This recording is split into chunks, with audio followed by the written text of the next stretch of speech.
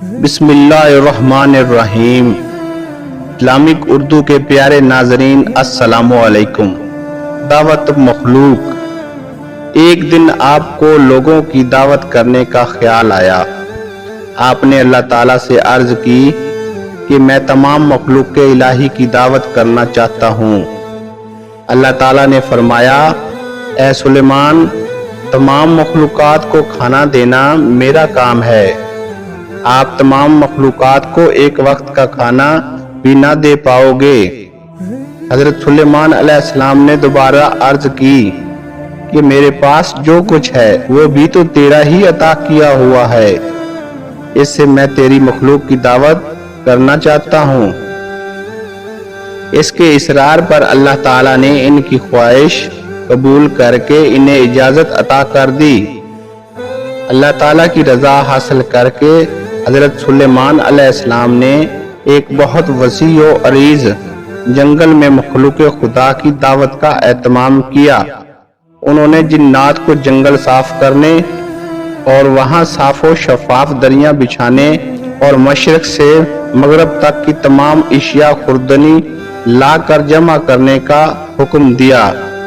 آپ نے ہوا کو حکم دیا کہ وہ فرش زمین کو آسمان میں اٹھا دے تاکہ ساری زمین پر بسنے والی ہر مخلوق اس دعوت خاص کا نظارہ کر سکے۔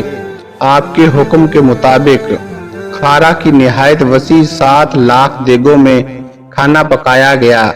جب کھانا پک کر دعوت کے لیے تیار ہو گیا تو ایک مچھلی نے آ کر حضرت سلیمان علیہ السلام کی خدمت میں عرض کی، یا حضرت، مجھے بھی آج حکم ہوا ہے کہ آپ کی دعوت کھاؤں، اس لیے مجھے کھانا کھلائیے۔ یہ سب کھانا اسی دعوت کے لیے ہے۔ اگر تو صبر نہیں کر سکتی تو بسم اللہ پڑھ لے اور جو کچھ تیار ہے اس سے کھانا شروع کر دے۔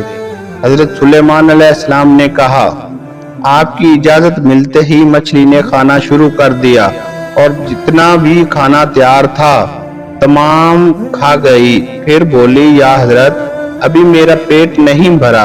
اے مچھلی، تمام مخلوقات کا کھانا اکیلی کھا گئی، ابھی تیرا پیٹ نہیں بھرا؟ حضرت سلیمان علیہ السلام نے حیران ہو کر کہا، یہ تو میرا صرف ایک ہی نوالا تھا، اللہ تعالیٰ مجھے روز اس طرح کے 3 نوالے دیتا ہے۔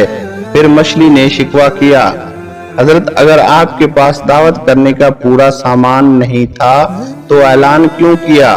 یہ سن کر حضرت سلیمان علیہ السلام فوراً اللہ کے حضور جھک بات کی دعوت کرنے کی ان کی آرزو محض خواب تھی، کیونکہ تمام مخلوقات کو روزی دینا صرف تیرا ہی کام ہے۔